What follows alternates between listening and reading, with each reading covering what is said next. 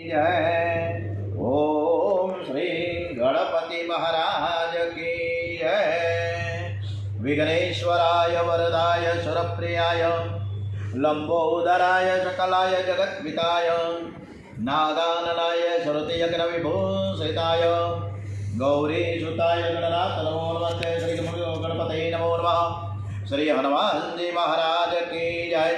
श्री रामचंद्र भगवान की जय। ठाकुरजी महाराजना प्रथम वैष्णव एवं सोमनाथ महाराज की जय। भारत माता की जय। ओम श्री भागवत भगवान जी महाराज की जय। ओम नमो भगवते वासुदेवाय। श्री कृष्ण परमात्मा चरण में वंदन साथे आजनी सरस मजानी कथा આપણે ભગવાનને નિરૂપણ કરી રહ્યા છીએ। પ્રભુ પરમાત્મા સરસ મજાની આ કથા સાંભળે છે, બિરાજમાન છે આપણી સાથે। અને 12મી સપ્ટેમ્બર આજની તારીખમાં સરસ મજાનો શુક્રવાર, આજે છઠ્ઠું શ્રાદ્ધ છે। આમ ગણો તો ભાદરવા વદ પાંચમ છે, પણ છઠ્ઠું શ્રાદ્ધ છે। અને આજે પિતૃદેવોને યાદ કરતાં કરતાં આપણે કથા જે આપણા કુટુંબમાં સ્વર્ગસ્થ થયા છે એ તમામને સમર્પિત કરીએ અને એને સરસ રીતે જે ગતિ મળી રહી છે એ સરસ સરસ સરસ આગળ વધે અને આપણા ઉપર પ્રેમ વરસાવતા રહે। કારણ કે આજનો આ સરસ મજાની કથાનો ટોપિક છે પ્રેમ પરતંત્ર પરમાત્મા। પરમાત્મા છે શ્રી કૃષ્ણ પરમ પ્રેમનું સ્વરૂપ છે। પ્રેમ અને પરમ પ્રેમમાં પ્રેમ અને પરમ પ્રેમ એમાં અંતર છે। પુત્ર સાથે મિત્રની સાથે સ્નેહ કરે એને પ્રેમ કહેવાય। જે સર્વની સાથે પ્રેમ કરે છે એને પરમ પ્રેમ કહે છે। ઓલા તો ઠીક છે કે નજીકના સગા છે, પણ ચારે બાજુ જેટલા માનવો વસે છે, વસાહત વસે છે, એ દરેકની સાથે જે પ્રેમ થાય તો એને પરમ પ્રેમ કહેવામાં આવે। શ્રી કૃષ્ણ સર્વ જીવોની સાથે પ્રેમ કરે છે। પરમાત્મા પ્રેમ કરે છે ને ત્યારે જીવની લાયકાતનો વિચાર કરતા નથી। આ જગતમાં ઘણા જીવ એવા છે કે જે પરમાત્માનો અનાદર કરે છે। ઈશ્વર ક્યાં છે હું માનતો જ નથી, પણ ભગવાન તો સર્વને માને છે। આ પૃથ્વી પરમાત્માની છે, પૃથ્વીના આધારે માનવ છે। પવન બધાને પરમાત્મા આપે છે, બધાને પવન મળે। પવન જ ન હોય તો અવાજ બંધ થઈ જાય શું થાય? પ્રકાશ બધાને પરમાત્મા આપે છે, અન્ન જળ પરમાત્મા આપે છે, છતાં જીવ અભિમાનમાં બોલે કે હું ઈશ્વરને માનતો નથી। કેટલાક લોકો એવું બોલે છે કે હું ઈશ્વરને માનું છું, પણ 3-4 કલાક એક આસન ઉપર બેસીને ભગવાનની ભક્તિ કરવાની મને ફુરસદ નથી।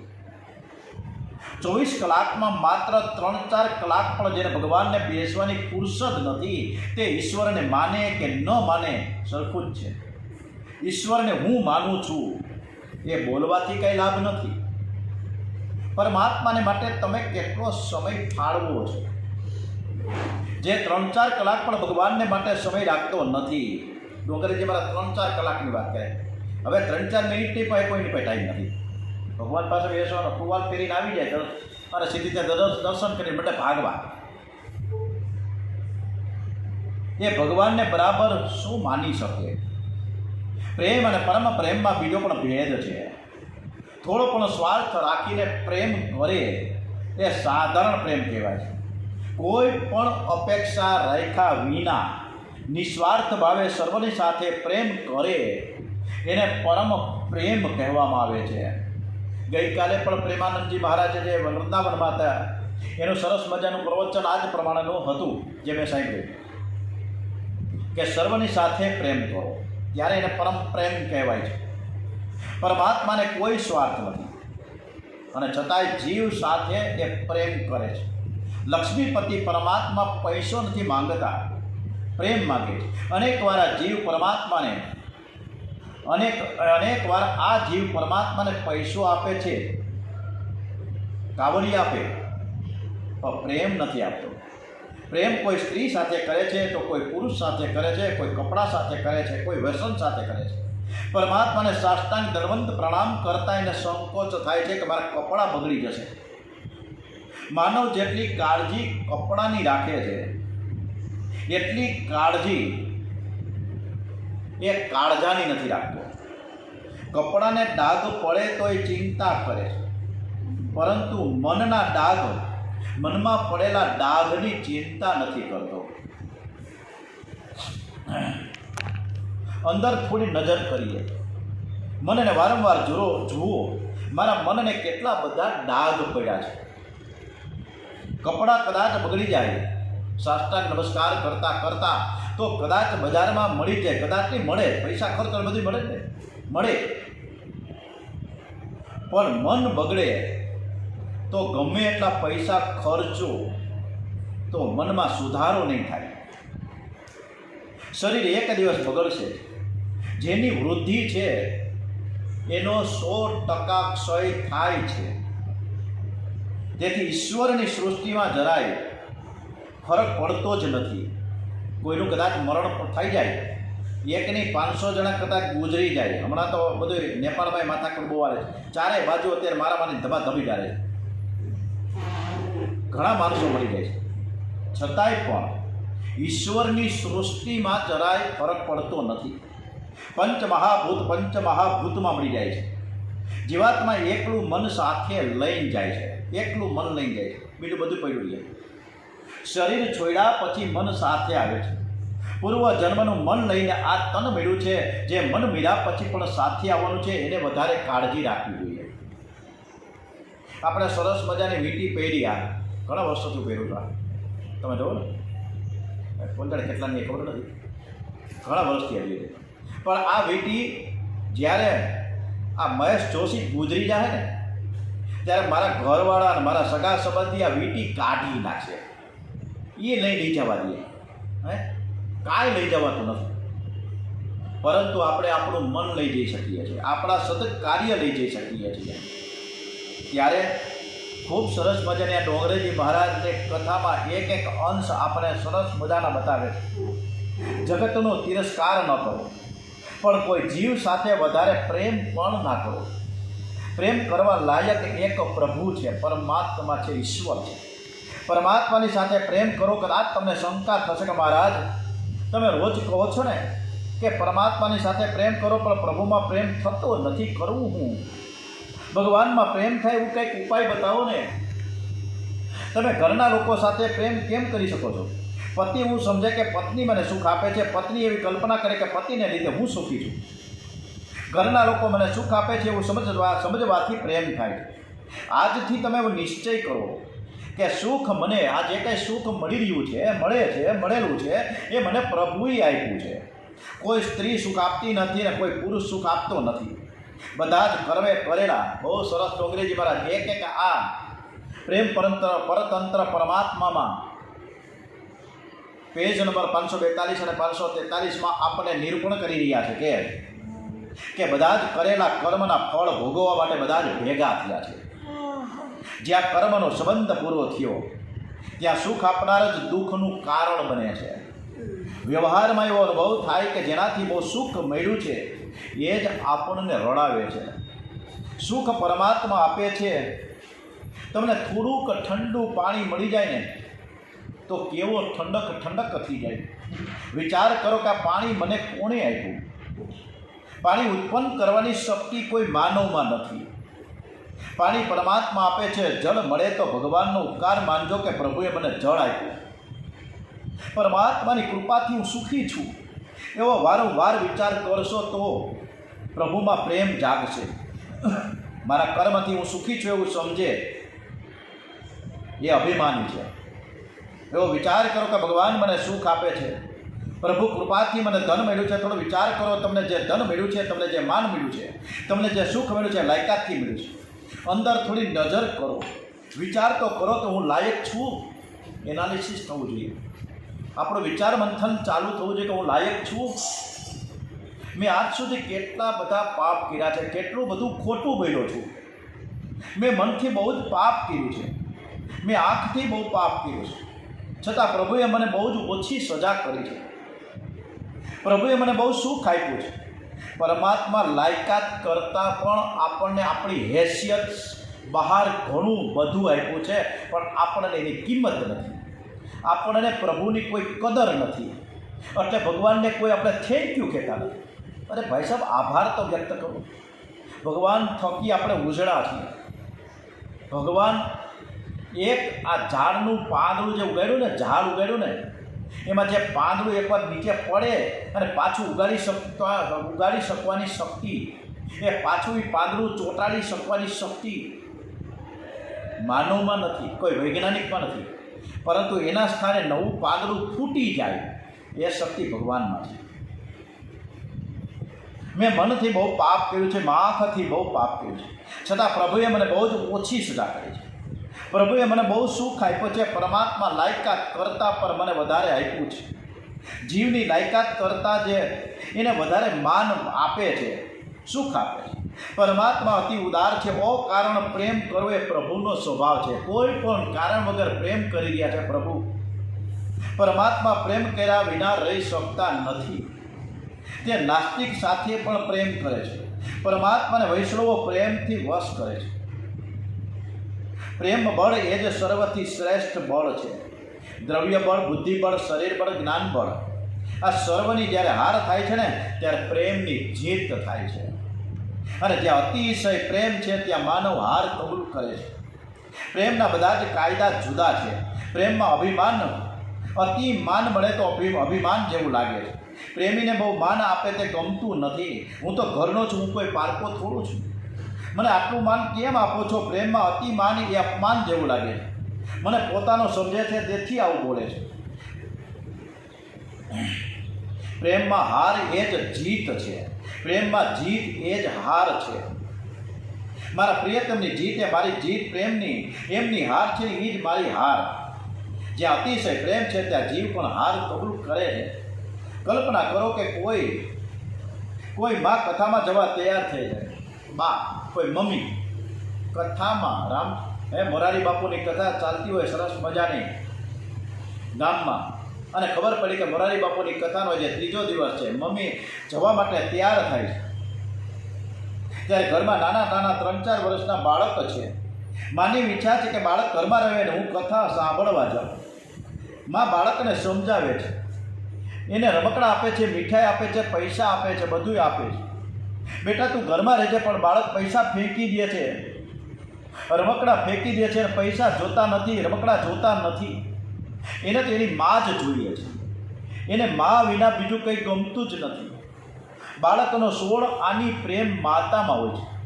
બાળક માની સાડી પકડીને ખરેખર જ્યારે રડવા લાગે એટલે માં એને રડતો મૂકીને કથામાં જાશે નહીં જાય. માં બાળકનો પ્રેમ જોઈને દુર્બળ થઈ જશે. કોઈ પૂછે કે કથામાં કેમ આવ્યા નહીં, તો કહે કે આજે મારું બાળક છે ને મને પકડી રાખ્યું હતું. આજે મારા બાળકે મને પકડી અને મને જવા ન દીધી એટલે હું આવી ન શક્યું. એક નાનકડું છોકરું 10-12 કિલોના વજનવાળું, એ 60 વર્ષની 60 કિલોની એની મમ્મીને પકડી રાખે છે. બાળક કરતાં માતામાં શક્તિ વધારે હોય છે ને, એમ છતાં પણ બાળકમાં એના પ્રત્યે પ્રેમ વધારે હોય. બાળકનો પ્રેમ જોઈને મા દુર્બળ થઈ જાય છે. બેટા તારી ઈચ્છા છે ને, તું કહેશ કે તું કથામાં નહીં જા. માં બાળકને આધીન થઈ જાય છે. કલ્પના કરો કે છોકરો મોટો થઈ ગયો, 24-25 વર્ષનો એ નાનકડું બાળક જુવાન થઈ ગયું, એનું લગ્ન થઈ ગયું, વહુ ઘરમાં આવી. એક દિવસ એની માં કથામાં જવા માટે તૈયાર થઈ. ત્યારે એ જે નાનકડું બાળક હતું, જે એ યુવાન મોટો થતાં જે પરણ્યો, લગ્ન થઈ ગયા હતા, એ છોકરો કદાચ એની માને એમ કહે કે માં આજ તું કથામાં ન જાતી, તો આજે એની માં માનશે નહીં? માને. માં કહેશે કે તું ના પાડીશ તો પણ હું કથામાં જવાની છું. મારા દેહનું, મારા આત્માનું મારે કલ્યાણ કરવું છે. પરણેલો જુવાન છોકરો માને કથામાં જવાની ના પાડે તો પણ માં કથામાં જશે. કદાચ છોકરો માને એમ કહે કે હું નાનો હતો અને હું ના પાડું ત્યારે તું તો કથામાં જતી નહોતી, અને આજે હવે હું પૈસા કમાઉં છું, હું ના પાડું છું, છતાં પણ તું કથામાં કેમ જવા તૈયાર થઈ છો? માં સરળતાથી ખૂબ સરસ મજાનો અદ્ભુત જવાબ આપે છે કે તું નાનો હતો ત્યારે તારો 16 આની પ્રેમ મારામાં હતો. હવે તો તારી વહુ આવી છે તેને તારો પહેલાં જેવો પ્રેમ હવે મારામાં રહ્યો નથી. આ છોકરાઓ પરણે ને ત્યારે માતા પિતાના પ્રેમને, એના ઉપકારને ભૂલવા લાગે છે. બાલ્યાવસ્થામાં બાળક માને આધીન નહોતો, મા પણ એના આધીન રહેતી હતી. બાળક જે કહે તેવું કરીશ, પણ એ છોકરો મોટો થયા પછી મા તેને આધીન રહેતી નથી. પુત્રનો પ્રેમ ઓછો થાય કે માનો પણ પ્રેમ ઓછો થઈ જાય છે. જીવ ઈશ્વરનો સંબંધ છે ને પિતાને પુત્ર જેવો છે, માતાને પુત્ર જેવો છે. પરમાત્મા સર્વની મા છે, પરમાત્મા સર્વનો પિતા છે. પરમાત્માની સાથે પ્રેમ કરો, પ્રભુનું સતત સ્મરણ કરવાની ટેવ પાડતા રહો, ભગવાનના નામનો જપ કરો, પ્રતિક્ષણે ભગવાનના ઉપકારનું સ્મરણ કરો. મને કેટલું બધું, એકવાર લીગલ પેજ કાઢીએ આપણે, 2 પાના લીગલ પેજ. લીગલ પેજ એટલે આ તમને બતાવું છું. આ તો કદાચ A4 થી નાનો છે. લીગલ પેજ કાઢવામાં આવે. લીગલ પેજમાં 3 પાનામાં આપણે જ્યારે નાના હતા અને આજે આટલા વર્ષે મોટા થયા એ પછી આપણને શું શું મળ્યું છે, શું શું મળ્યું, એક વાર યાદી તો કરીએ. ભગવાન ક્યાંથી ક્યાં આપણને લઈ ગયા છે. સાયકલના ફાફા હતા, 150 રૂપિયાની સાયકલના પૈસા નહોતા. છોકરાને બેહાડવા માટે ઓલા છક્કિયાના 5 રૂપિયા પણ ન હતા. અને આજે આપણે 4 વ્હીલરમાં ફરીએ છીએ. બધું જ છે. જે તે સમયે 150 રૂપિયાના ભાડાના મકાનમાં રહેતા હતા અને આજે આપણે 2 કરોડના બંગલામાં રહીએ છીએ. તો કોને આભારી છે, કોના થકી છે? તો એનો ઉપકાર આપણે કોઈની ન ભૂલીએ. ભગવાનના નામનો જપ સતત કરતા રહીએ. પ્રતિક્ષણે ભગવાનની મારા ઉપર કૃપા વર્ષા જ કરે છે, વર્ષા જ કરે છે. એવું આપણે સમજતા જ રહીએ. એ જ ભક્તિ કરી શકે છે, એને જ પ્રભુમાં પ્રેમ જાગે. કોઈ પણ જીવ પ્રેમ કર્યા વિના તો રહી શકતો જ નથી. જીવ પ્રેમ કરે છે પણ જગત સાથે કરે છે. જીવ પરમાત્માની સાથે પ્રેમ કરી શકતો નથી, હિંમત પણ નથી. જીવ પૈસાની સાથે પ્રેમ કરે છે. કેટલાક સુધરેલા લોકો તો હવે ચંપલ સાથે પણ બહુ પ્રેમ કરવા લાગ્યા છે. ચંપલ પહેરીને ઘરમાં ફરે છે, ચંપલ પહેરીને રસોડામાં જાય છે. એવું સમજે છે કે અમે સુધરેલા છીએ. ચામડાની સાથે વધારે પ્રેમ કરે, સુધર્યો કહેવાય કે બૈડો કહેવાય. મંદિર જેમ પવિત્ર રાખો છે તેમ રસોડું તમે પવિત્ર રાખો. શુદ્ધજી સાવધાન કરે છે કે કોઈ પણ જીવ પ્રેમ કર્યા વિના રહી શકતો નથી. પણ માનવ પરમાત્માની સાથે પ્રેમ કરતો નથી. વારંવાર એક ને એક રિપીટ ટુ રિપીટ ડોગરેજી મહારાજ કરે છે કે માનવ છે એ પ્રેમ કરી શકતો નથી, કરતો નથી. આ જીવ જગતની સાથે પ્રેમ કરીને દુઃખી થયો છે. જગત સાથે વેર ન કરો, પણ જગતની સાથે વધારે પ્રેમ પણ ન કરો. આ જગત બહુ પ્રેમ કરવા લાયક નથી. કોઈ પણ તમને મળે તો જય શ્રી કૃષ્ણ કરો, હાથ જોડો, 2 મધુર શબ્દો બોલો. પણ તમને કદાચ કોઈ ન મળે તો તેની ચિંતન ન કરો કે 2 મહિના થઈ ગયા, 3 મહિના થઈ ગયા, ઓલા મગનભાઈ હજી મને મળ્યા નથી. ક્યાં હશે? કોઈ મળે તો સારું અને ન મળે તો વધારે સારું. મારે તો પરમાત્માને મળવું છે, મારે પરમાત્માની સાથે એક થવું છે. જગતની સાથે વિવેકથી પ્રેમ કરો. જગતની સાથે વધારે પ્રેમ કરશો ને, નકર મોહ માયા અને મમતામાં ફસાઈ જઈશું. જેનો સંયોગ તમને સુખ આપે છે એનો વિયોગ પણ તમને રડાવશે. સંસારનો સંયોગ વિયોગ માટે જ થાય છે. સંયોગમાં જેટલું સુખ છે, વિયોગમાં એનાથી વધુ એટલે કે 1000 ગણું દુઃખ છે. એક દિવસ એવો આવશે કે તમે એને છોડીને જશો અથવા તો એ તમને છોડીને જશે, બહુ દુઃખ થશે. વિયોગ થવાનો છે તે યાદ રાખીને વિવેકથી પ્રેમ કરવો. કોઈ શરીર સાથે પ્રેમ કરે એને કામ કહે છે, ધન સાથે પ્રેમ કરે એને લોભ કહે છે. માનવનો પ્રેમ અનેક જગ્યાએ વિખરાયેલો પડ્યો છે. આ વિખરાયેલા પ્રેમને ત્યાંથી ઉઠાવીને ભેગો કરો અને પ્રેમ એ પરમાત્માને અર્પણ કરો. આખું પોટલું કરો, આખું પોટલું ભેગું કરીને પરમાત્માને અર્પણ કરો. સર્વશક્તિમાન પરમાત્મા એ પ્રેમ પર તંત્ર બને છે. ઓમ શ્રી કૃષ્ણ કરિયાલાલ કી જય. આજની કથા એટલી બધી અદ્ભુત છે. આજે ડોગરીજી મહારાજને આપણે કોટી વંદન કરીએ કે એક એક વાત આપણને સમજવા માટે પૂરેપૂરી એની તૈયારી સાથે આપણે નિરૂપણ કર્યું, રજૂઆત કરી છે. આપણે એમાંથી થોડા થોડા અંશો સ્વીકારીને અનુસરણ કરીએ તો પણ ઘણું છે. આપણે ભાગવત ભગવાનજીને ખૂબ વંદન કરીએ ચાલુ છે. કે આજે આ ભાગવત આપણે સાંભળીને પાવન બનીએ છીએ. વારંવાર કથા સાંભળીએ, વારંવાર, રિપીટ ટુ રિપીટ. એટલે જે લોકો આ કથા સાંભળે છે યુટ્યુબ દ્વારા, વિનંતી છે કે આ કથા આંખ બંધ કરીને, કાનમાં એરફોન લગાડીને સરસ મજાની કથા સાંભળીએ. તમારે મહેશ જોશીની સામે નથી જોવાનું, હું કથા વાંચતો જ નથી. ભગવાનનું સ્મરણ કરતાં કરતાં ડોંગરેજી મહારાજની આ કથા જેટલી યથાશક્તિ મારાથી થઈ શકે છે એવા પ્રયત્નથી આપને રજૂઆત હું કરી રહ્યો છું. તો દરેકને ખૂબ ખૂબ હું આભાર વ્યક્ત કરું છું કે જે પરીક્ષિત આ કથા સાંભળે છે એ સાંભળતા જ રહે એવે વિનમ્ર ભાવે આપણે કૃષ્ણ કનૈયા લાલ કી જય, શ્રી બાલકૃષ્ણ લાલ કી જય, ડોંગરેજી મહારાજ કી જય, શ્રી સુખદેવજી મહારાજ કી જય.